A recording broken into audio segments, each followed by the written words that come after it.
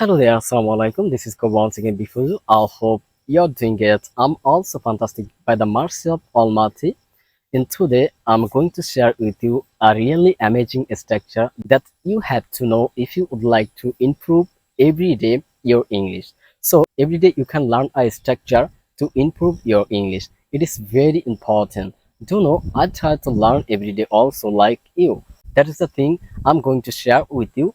A structure, it is so important and you try to learn it to improve your English. So আজকে আমি আরো একটি structure share করতে যাচ্ছি যেটার মাধ্যমে আপনি আপনার ইংলিশটাকে আরো একটু ইমপ্রুভ করে নিতে পারবেন। চলুন আজকে আমরা যেটা শিখব সেটা হচ্ছে আমার কোনো কিছু ছিল, অর্থাৎ আমাদের অতীতে কোনো কিছু ছিল, এই বিষয়টা আমরা কিভাবে বলতে পারি। আমরা গত ক্লাসে দেখেছিলাম যে আমার কোনো কিছু আছে, অর্থাৎ আমরা প্রেজেন্ট টেন্সে সেটাকে দেখেছিলাম, তাই না? আজকে আমরা দেখব ওই বিষয়টাকে কিভাবে আমরা পাস্ট টেন্সে বলতে পারি। তো গত ক্লাসে আমরা শিখেছিলাম আমার একটি কলম আছে, আমার একটা মোবাইল ফোন আছে, আমার একটা ল্যাপটপ আছে, তারপরে আমাদের একটা পুকুর আছে, তাদের একটা বাড়ি আছে। এই ধরনের সেন্টেন্সগুলো আমরা প্র্যাকটিস করেছিলাম। তো এইগুলোকে আমরা যদি পাস্ট টেন্সে বলতে চাই, অর্থাৎ আমাদের অতীতে কোনো কিছু ছিল, তো সেই কথাগুলো যদি আমরা বলতে চাই তাহলে কিভাবে বলবো? তো এইটার জন্য আমাদের আরো একটি স্ট্রাকচার শিখে নিতে হবে। স্ট্রাকচারটা হচ্ছে subject plus had plus noun. Subject plus had plus noun. এখন নাউনের জায়গায় আমরা অনেকে অবজেক্ট বলে থাকি, তাই না? তো এখানে আসলে আমরা সরাসরি নাউনটাকে ব্যবহার করি, এর জন্য subject plus had plus noun হবে। ঠিক আছে? তো এখন আমি ধরুন বললাম যে আমার একটি মোবাইল ফোন ছিল। তো এটাকে আমরা ইংলিশে কিভাবে বলতে পারি? I had a mobile phone.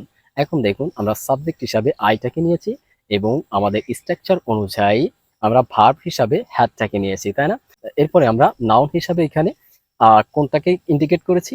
যে মোবাইলটাকে, যে আমার একটি মোবাইল ছিল। মোবাইলটা একটা নাউন, তাই না? তো এইভাবে কিন্তু আমাদের আরো সেন্টেন্স গঠন করে প্র্যাকটিস করতে হবে। চলুন আরো কিছু সেন্টেন্স আমরা প্র্যাকটিস করি। যেমন আমি যদি বলি আমার একটা ল্যাপটপ ছিল, তো এটাকে কিভাবে বলতে পারি? আহাদ আ ল্যাপটপ। আহাদ আ ল্যাপটপ। এরপরে ধরুন আমি বললাম যে তাদের একটি পুকুর ছিল, তো এটাকে কিভাবে বলতে পারি? এটাকে বলতে পারি they had a pond.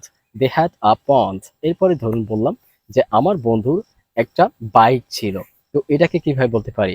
My friend had a bike. My friend had a bike. তারপরে ধরুন বললাম যে তাদের একটি বাড়ি ছিল, তো এটাকে কিভাবে বলতে পারি? They had a house. They had a house. তো এইভাবে কিন্তু আমরা প্রতিদিন হাজার হাজার সেন্টেন্স গঠন করে এই স্ট্রাকচারের মাধ্যমে প্র্যাকটিস করতে পারি। তো আশা করি এই বিষয়টা আপনারা ক্লিয়ার হয়েছেন যে কিভাবে আমরা বা আমাদের কোনো কিছু ছিল এই কথাগুলো আমরা ইংলিশে কিভাবে বলতে পারি। Thank you watching me and thank you being with me. See you next time. আসসালামু আলাইকুম।